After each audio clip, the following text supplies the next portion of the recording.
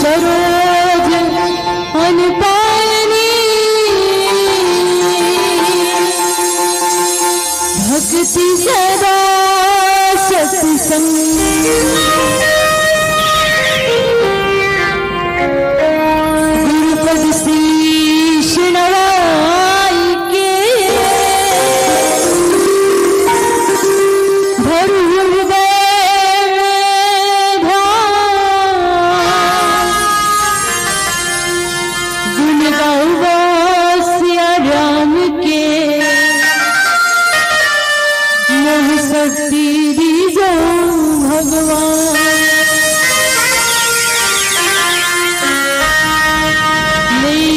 सदा शुद्धि दीन की सहज दया के धाम जननी जनक राजेश की प्रभु श्री सीताराम।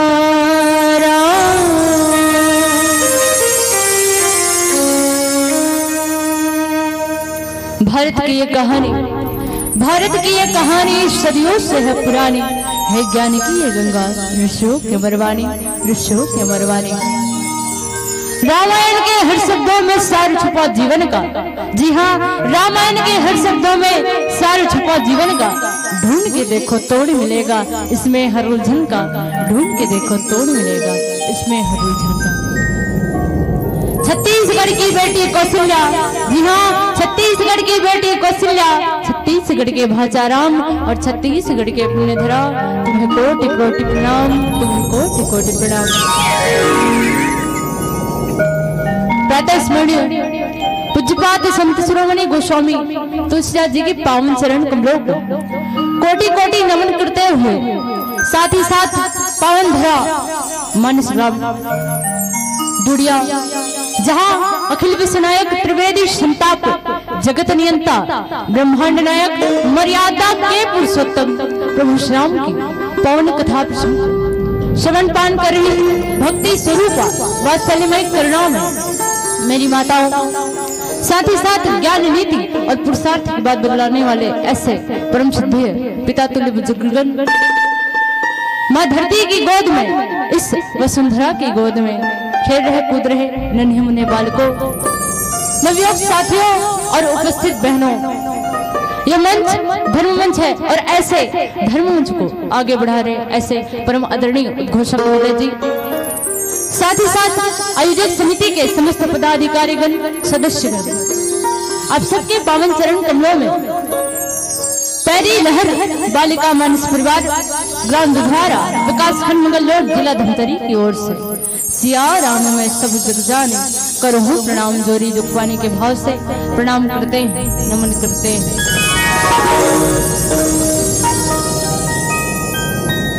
कवि हो न चतुर कहूं मति अनुरूप राम गुण गाऊं, अनुचित बहुत होए अज्ञाता क्षमु क्षमा मोह संत समाजा, क्षमु क्षमा मोह संत समाजा।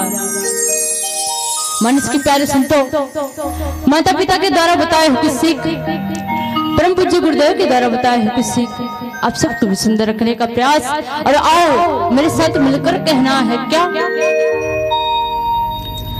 रामचरित मानस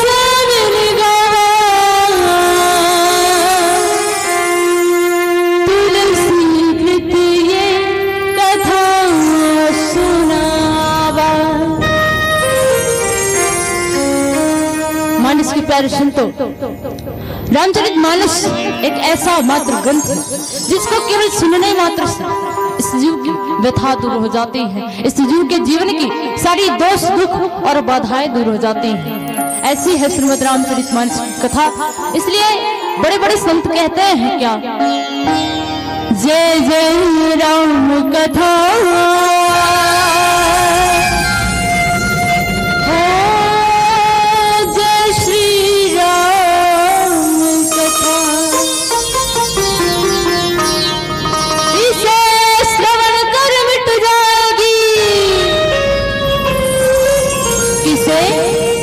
रामचरित मानस इसे श्रवण कर मिट जाएगी सब जन्म जन्म की व्यथा। जय जय राम कथा हो, जय श्री राम कथा। मानस की प्यारे सुनतो, हम जहां जहां जाते हैं हमसे हमारा उद्देश्य पूछा जाता है कि किस कारण से आप सब जगह जाते हैं और रामायण की कथा को कहते हैं। तो हमने हमारा उद्देश्य बताया क्या, ईश्वर की बनाई मर्यादाओं का अनुसरण करना। उसी प्रकार आप सबसे भी हम प्रश्न करते हैं क्या आपने किस कारण से इस रामचरितमानस, इस रामायण की कथा का आयोजन किया? तो मेरी सोच ये कहती है कि जिस प्रकार से बसंत के आने से प्रकृति बदल जाती है, जी हाँ, बसंत के आगमन से प्रकृति बदल जाती है और हर साल गांव में रामायण होने से गांव की संस्कृति बदल जाती है, गांव के संस्कार बदल जाते हैं। अपने गांव की संस्कृति, अपने संस्कार को बदलने के लिए इस रामचरितमानस, इस रामायण की कथा का आयोजन किया है और इस विचार भावना को, इस संस्कार को बदलने की विचार भावना को हम हृदय से प्रणाम करते हैं। और आओ मिले प्रसंग है सुंदरकांड दोहा क्रमांक 3, जिसमें बाबा जी लिखते हैं क्या? पुर रखवार देख बहु कभी मन क्यों विचार, अतिल गुरु आप धरान से नगर कराऊं पंसार।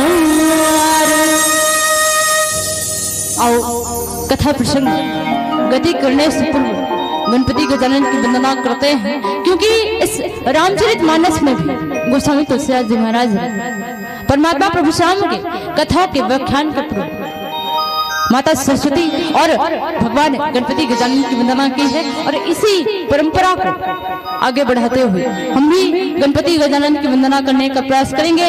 बोलिए राजा रामचंद्र की जय।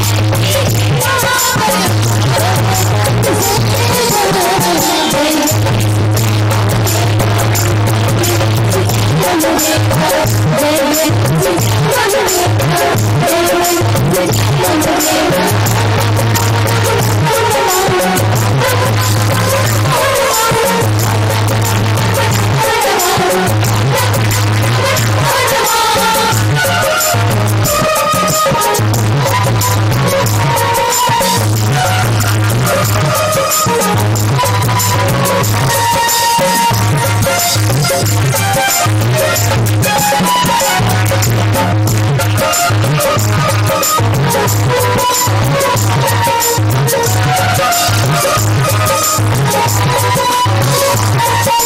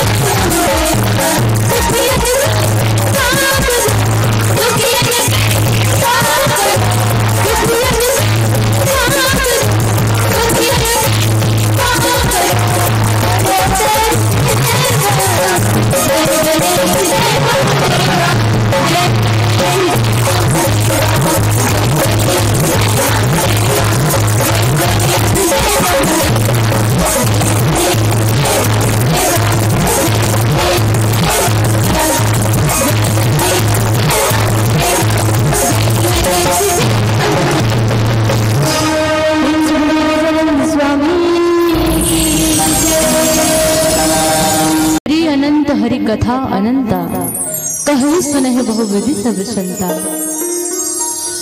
मानस के प्यारे संतो, परमात्मा अनंत है, लेकिन उनकी कथा भी क्या है, अनंत है। परमात्मा की कथा अनंत है, अपार है, अथाह समुद्र के समान है। और इस समुद्र में हम जितनी गहराई तक जाने का प्रयास करें, हमें उतनी ही गहराइयां मिलती है। क्योंकि जब बड़े बड़े ज्ञानी मुनि महात्मा संत जन ज्ञानी जन, यहाँ तक कि 1000 मुख वाले शेषनाग भी परमात्मा की कथा का बखान नहीं कर पाए, तो हम तो इस कलयुग के एक तुच्छ प्राणी हैं, एक अबोध बालिका है, हम क्या उस परमात्मा की कथा कह पाएंगे। फिर भी से अपनी त्रुटिपूर्ण बोली भाषा में जिस प्रकार से भी बन पाएगा, परमात्मा की कथा कहने का प्रयास करेंगे। स्वाभाविक सी बात है, हमसे अनेकों प्रकार से त्रुटि होगी, गलती होगी, तो आप सबसे साधारण निवेदन कि अपनी ही गोदी की एक नन्ही बालिका समझ करके हमें क्षमा करने का प्रयास करिएगा। क्योंकि किसी शायर ने बहुत सुंदर बात कही है, क्या कि सड़क कितनी भी साफ क्यों न हो, धूल हो ही जाती है। जी हाँ, सड़क कितनी भी साफ क्यों न हो, धूल हो ही जाती है। और आदमी कितनों भी बड़ा ज्ञानी क्यों न हो, भूल हो ही जाती है, भूल हो ही जाती है। जब बड़े बड़े ज्ञानी मुनि महात्माओं से भूल हो जाती है, तो हम तो एक अबोध बालिका है। हमें इतनी ज्ञान नहीं, इतनी साहस नहीं, इतनी शक्ति नहीं, इतनी क्षमता नहीं, हमारी इतनी औकात नहीं कि हम उस परमात्मा की कथा का व्याख्यान कर पाए। हे प्रभु जी, आपको भुलाना मेरी अंदाज नहीं, हे प्रभु जी, आपको भुलाना मेरे अंदाज नहीं, और आपको नजरअंदाज करना मेरी बात नहीं। और आपकी कथा कह सको प्रभु जी, इतनी तो मेरी औकात नहीं, इतनी तो मेरी औकात नहीं। मानस के प्यारे सुनतो, ये रामचरितमानस हमें अनेकों प्रकार से सिखलाने और बतलाने का प्रयास करती है। ये रामचरितमानस हमें चरित्र में, मर्यादित में जीवन जीने की कला सिखाती है।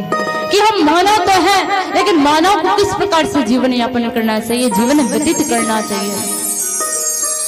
ये रामचरितमानस हमें जीवन जीने की कला सिखाती है। ये रामचरितमानस हमें सीख देती है कि एक पिता को एक पुत्र के प्रति कैसा व्यवहार करना चाहिए, प्रेम करना चाहिए।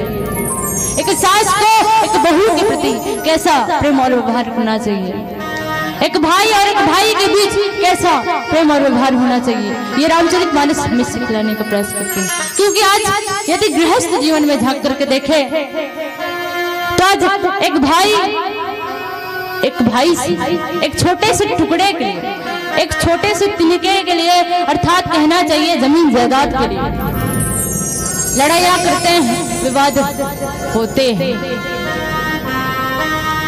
लेकिन यदि रामचरितमानस में हम झांक करके देखें तो प्रभु श्री राम से एक सुंदर सीख मिलती है कि उन्होंने अपने भाई भरत के लिए, जो उनके क्या थे, सौतेले भाई थे, अपने भाई भरत के लिए उन्होंने अयोध्या का संपूर्ण राजपाट त्याग करके स्वयं के लिए 14 वर्ष का वनवास स्वीकार किया। ऐसे परमात्मा प्रभु श्री राम है। मनुष्य की प्यारे सुनते हो, हम रामायण की कथा तो सुन रहे हैं, लेकिन रामायण का अर्थ क्या है? रामायण रामधन आयन, अर्थात राम की यात्रा। आयन का एक और अर्थ होता है क्या? आईना, जिले हमर दर्पण कथन। जैसे प्रकार से हम दर्पण ला देखथन तो अपन सुंदरता ला निखारे के प्रयास करथन। माता मन जब भी टिकली लगाते ना, बिल्कुल दर्पण में देखी तो बीचों बीच लगाते कि नहीं लगाते ना, वो टिकली बिल्कुल बीचों बीच लगाते, धुन गाल में लगा देते, नहीं लगाओ ना गाल में। और कहीं क्रीम लगा रहूं और पक रही तो दर्पण देखो ना। तो जिस प्रकार से हम अपने शरीर की सुंदरता को निखारने के लिए दर्पण का प्रयोग करते हैं, उसी प्रकार ये रामचरितमानस रूपी दर्पण है, जिससे हम अपने किए गए गलत कार्यों को सुधारने का प्रयास करते हैं, अर्थात कहना चाहिए अपने चरित्र को झांकने का प्रयास करते हैं। ऐसी है रामचरितमानस रूपी दर्पण, जिसमें परमात्मा का प्रतिबिंब दिखाई दे, जिसमें परमात्मा का दृश्य दिखाई दे, अर्थात कहना चाहिए जिसमें परमात्मा के दर्शन हो जाए, वही तो रामायण है। प्यारे सुनता हो, किसी ने जब रामायण क्या है इस पर प्रश्न किया तो किसी संत ने कहा क्या कि एक राम ना, एक क्षत्रिय एक ब्राह्मणा, उसने उनकी नारी चुराई, अजी जिनसे उनकी भई लड़ाई, अजी तनिक बात को किया वतन्नो, तुलसीदास लिख दिए कुथन्नो, तुलसीदास लिख दिए कुथन्नो। मानस के प्यारे सुनते हो, एक राम है और दूसरा रावण है, एक क्षत्रिय है और एक ब्राह्मण है, एक धर्म के रथ पर सवार है तो दूसरा अधर्म के रथ पर सवार है, एक सत्य के मार्ग पे अपने धर्म को ले जा रहा है तो दूसरा असत्य के मार्ग पे अपने अधर्म के रथ को अग्रसर कर रहा है। लेकिन विचारने बात यह है कि दोनों का उद्देश्य क्या है? तो एक है। कैसे एक है? दोनों का उद्देश्य है माता जगतजननी माता सीता को प्राप्त करना, जिसको अध्यात्म की दृष्टि से भक्ति का प्रतीक माना गया है, और दोनों का उद्देश्य है केवल भक्ति को प्राप्त करना। मानस की प्यारी सुनते हो, जिस प्रकार से हमारे जीवन में हमारे शरीर के लिए भोजन की आवश्यकता होती है, उसी प्रकार आत्मा की तृप्ति के लिए इसकी आवश्यकता होती है, तो भजन की आवश्यकता होती है, भक्ति की आवश्यकता होती है, सत्संग की आवश्यकता होती है। हमारे जीवन में सत्संग का आगमन होना आवश्यक है। क्यों? यदि हमारे जीवन में सत्संग का आगमन हो जाए तो हमारे मन में, हमारे हृदय में जो दूसरों के प्रति अहित की भावना है, नकारात्मक विचार है, वो किसमें परिवर्तित हो जाते हैं? तो सकारात्मक विचार में परिवर्तित हो जाते हैं। ऐसे सत्संग का महत्व है। और भजन और भोजन में यदि अंतर देखें तो किसका अंतर है? भजन में कोई मात्रा है क्या? भजन में मात्रा है वो कोनो चिटोपट नहीं करे, भजन में कोई मात्रा नहीं है। लेकिन भोजन में का की मात्रा है? हाँ बिल्कुल सही, ओ की मात्रा है। भोजन में ओ की मात्रा है, अर्थात लिमिटेड है। अब भजन में कोई मात्रा नहीं है, अर्थात अनलिमिटेड है। और लिमिटेड और अनलिमिटेड कैसे है? यदि हम भोजन ला अनलिमिट करते तो का हो जाए, अनपचक हो जाए। और यदि ओला एकदम है कम कर देबो तो का हो जाबो, कुपोषण के शिकार हो जाबो।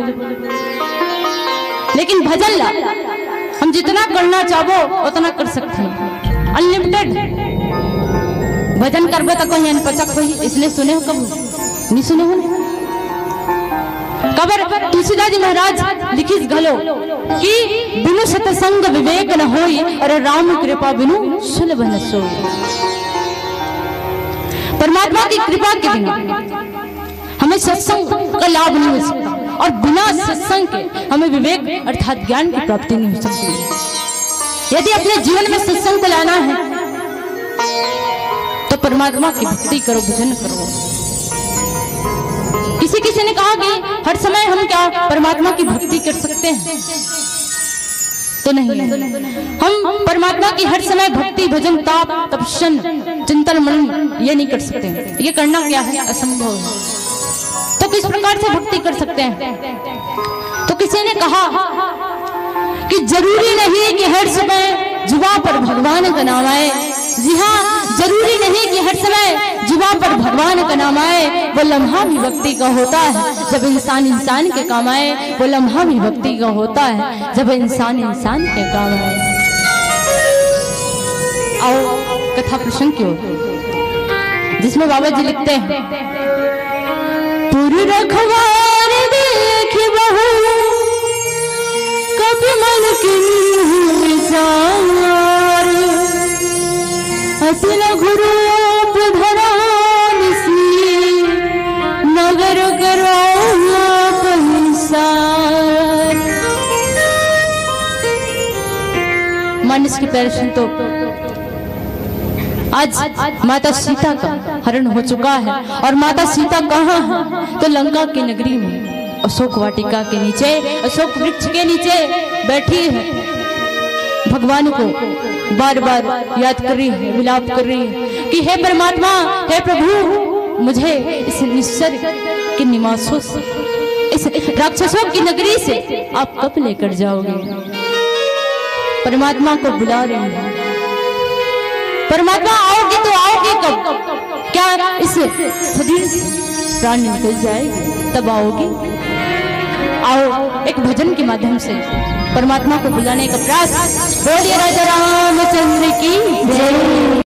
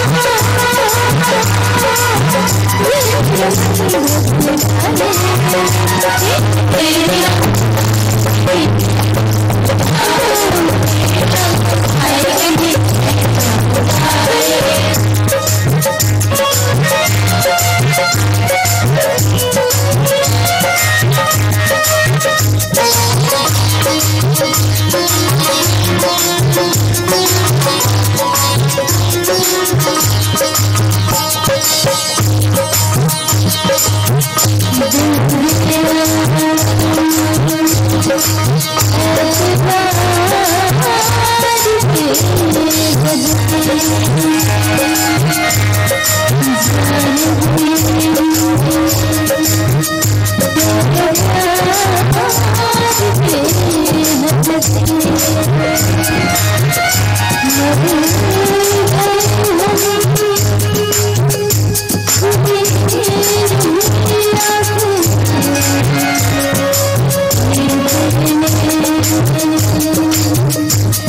you.